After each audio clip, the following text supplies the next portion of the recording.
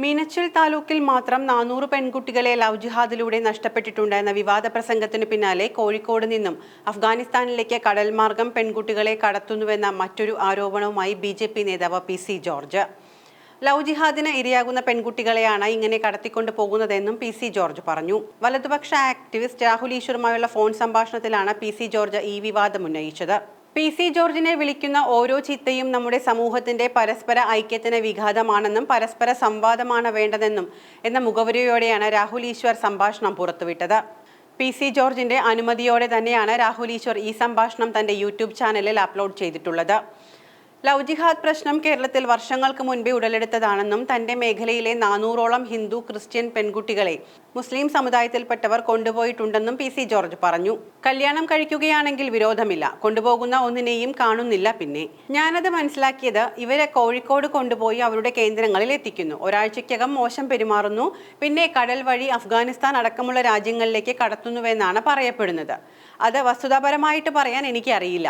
ഏതായാലും കൊണ്ടുപോകുന്ന കുട്ടികളെ പിന്നെ കാണാറില്ല. അതൊരു സത്യമാണെന്നും ജോർജ് പറഞ്ഞു. അതേസമയം ചില മുസ്ലിം പെൺകുട്ടികളും ഇതിനെ സഹകരിക്കുന്നുണ്ട്. 8-ാം തീയതി 25 വയസ്സുള്ള ഒരു ഹിന്ദു പെൺകുട്ടി ഭരണങ്ങാനത്ത് നിന്നും പോയിട്ടുണ്ട്.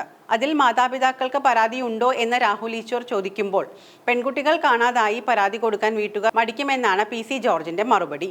കൊണ്ടുപോകുന്നവരെ ഇവർ കല്യാണം കഴിച്ചാൽ കുഴപ്പമില്ല.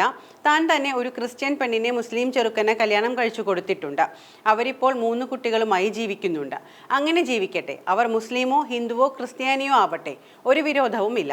എന്തായാലും ചെറുക്കന്റെ സമുദായത്തിലേക്ക് പോവുകയാണ് നല്ലത്. കാരണം ജീവിതം ഭദ്രമാക്കാൻ അതാണ് നല്ലതെന്നും പി.സി. ജോർജ് പറയുന്നു. അതേസമയം ക്രിസ്ത്യൻ പെൺകുട്ടികളെ 24 വയസ്സാകുമ്പോൾ കല്യാണം കഴിച്ചയക്കണമെന്ന് പാലാ ബിഷപ്പ് വിളിച്ചു ചേർത്ത യോഗത്തിൽ താൻ പറഞ്ഞുവെന്നും ഫോൺ സംഭാഷണത്തിൽ പി.സി. ജോർജ് പറയുന്നു. മുസ്ലിം പെൺകുട്ടികളെ 18 വയസ്സാകുമ്പോൾ കെട്ടിക്കുന്നു. അവർ കല്യാണം കഴിഞ്ഞും പഠിക്കുന്നുണ്ട്. അങ്ങനെയൊരു തീരുമാനം ഹിന്ദു ക്രിസ്ത്യൻ മേഖലകളിലും ഉണ്ടാകണം, എങ്കിലേ ഈ കുഴപ്പത്തിന് അറുതി ഉണ്ടാകൂ എന്ന് പറഞ്ഞതിന് മുസ്ലിം വർഗീയവാദികൾ എനിക്കെതിരെ കേസ് കൊടുത്തിരിക്കുകയാണ് എന്നും പി.സി. ജോർജ് ഫോൺ സംഭാഷണത്തിൽ പറയുന്നുണ്ട്. അതേസമയം ക്രിസ്ത്യൻ കുടുംബത്തിൽ 1.6, 1.8, ഹിന്ദുക്കളിൽ 1.1, 1.3, മുസ്ലിംകളിൽ 2.7 ജനന നിരക്കെന്ന് രാഹുൽ ഈശ്വർ പറയുമ്പോൾ മുസ്ലിങ്ങൾ 20 കുട്ടികൾക്ക് ജന്മം നൽകുന്നുണ്ട് എന്നായിരുന്നു പി.സി. ജോർജിന്റെ മറുപടി. ക്രിസ്ത്യൻ കുടുംബങ്ങളിൽ ഒരു വിവാഹം കഴിച്ച് 1ഉം 2ഉം കുട്ടികളായാൽ തീർന്നു, ഇതാണ് പ്രശ്നം. എന്നാൽ മുസ്ലിമിന് അങ്ങനെയല്ല, അവന് 4 ഘട്ടം. ഹിന്ദുവും ക്രിസ്ത്യാനിയും 2 കുട്ടികളുടെ അപ്പനാകുമ്പോൾ മുസ്ലിങ്ങൾ 20 കുട്ടികളുടെയെങ്കിലും അപ്പനാവുകയാണ് എന്നാണ് പി.സി. ജോർജിന്റെ ആരോപണം. അതേസമയം താനിപ്പോൾ ഏത് കല്യാണത്തിന് പോയാലും 4 കുട്ടികളെങ്കിലും വേണമെന്ന് അവരോട് പറയുമെന്നും പി.സി. ജോർജ് കൂട്ടിച്ചേർത്തു. എന്നാൽ 2ഓ 3ഓ കുട്ടികൾ വേണമെന്ന് സർസംഘ് ചാലകും പറഞ്ഞല്ലോ എന്ന് രാഹുൽ ഈശ്വർ മറുപടി നൽകി. ശബരിമല പ്രക്ഷോഭത്തിൽ സാറാണ് നായകനായി നിന്നതെന്നും ഷോണിന്റെയും സാറിന്റെയും ഒക്കെ ത്യാഗം താൻ ഹൈലൈറ്റ് ചെയ്ത് എല്ലായിടത്തും പറയാറുണ്ട് എന്നും രാഹുൽ ഈശ്വർ പി.സി. ജോർജിനോട് പറഞ്ഞു. അതേസമയം പി.സി. ജോർജിനെ ഇഫ്താർ സംഗമത്തിലേക്ക് അതിഥിയായി വിളിക്കണമെന്നും രാഹുൽ ഈശ്വർ അഭിപ്രായപ്പെട്ടു.